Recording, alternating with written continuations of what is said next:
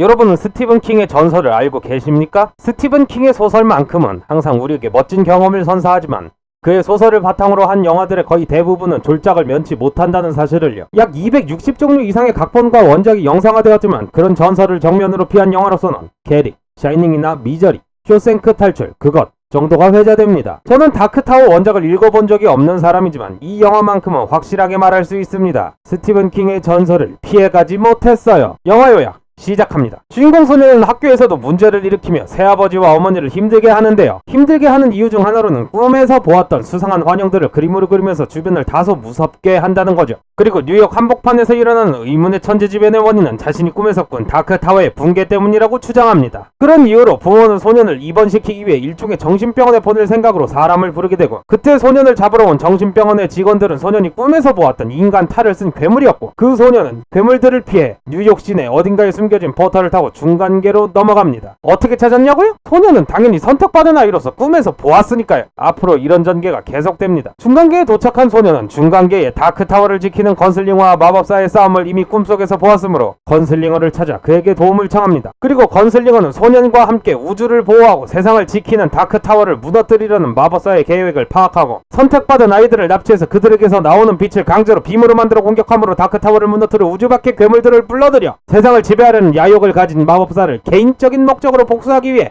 같이 떠납니다. 그렇게 둘이 중간계의 작은 부족마을로 떠나 소년의 텔레파시 능력을 일깨워주고 마법사에 의해 부족마을을 위험에 빠뜨립니다. 그리고는 마법사의 소굴을 찾기 위해서 뜬금없이 부족마을의 포탈을 타고 뉴욕으로 도망가는데요. 이를 눈치챈 마법사는 먼저 뉴욕으로 쫓아와 소년의 부모는 죽게 되고 소년은 절망하게 됩니다. 그런데 마법사는 중간계에 살고 있다고 영화 내에서 계속 나옵니다. 심지어 소년이 꾸던 꿈에는 지겹게 나오는 숫자가 19-19라는 좌표로서 이거 마법사 집 주소예요. 근데 왜 뉴욕에 간 거죠? 스파이더맨 보려고?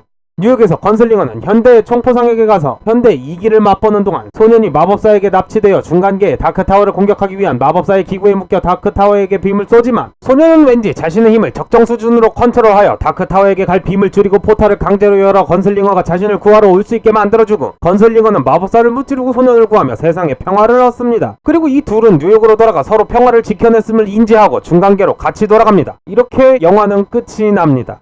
영화 내에서 풀어지는 설정은 많습니다. 문제는 시청자로 하여금 도대체 이 사람들이 무슨 얘기를 하는 건지 모를 정도로 극중 내 인물만 알 수 있는 단어와 내용으로 대사가 이루어집니다. 뿐만 아니라 그래서 소년이 극중에서 하는 일이라곤 꿈꾸고 그림 그리, 괴물에게서 도망치기, 괴로워서 울기, 잡혀서 빔 쏘기 정도예요. 근데 왜 소년이 주인공 포지션으로 설정되어 이야기를 이끌어가는지 모르겠어요. 그렇다고 해서 그럼 건슬링어를 주인공으로 하기엔 건슬링어의 과거 얘기를 전부 알아야 할 것처럼 나오는데, 건슬링어의 과거를 충분히 알려주지 않아서 또 의아해집니다. 거기다 마법사는 악당으로서 굉장한 모습을 보여주기보다는 악당의 전형적인 모습만을 보여줍니다. 극중 내에서는 어마무시한 능력을 보여주는데 말이죠. 다시 말해 굉장히 깊은 설정과 방대한 배경 스토리를 재료로 액션 영화를 만들었는데, 설정과 스토리를 어필하기 위해서 요소들을 잔뜩 넣었지만 그걸 시청자에게 전달하려는 노력이 부족했어요. 영화 제목은 다크타워 희망의 탑이지만 영화 내용은 절망입니다.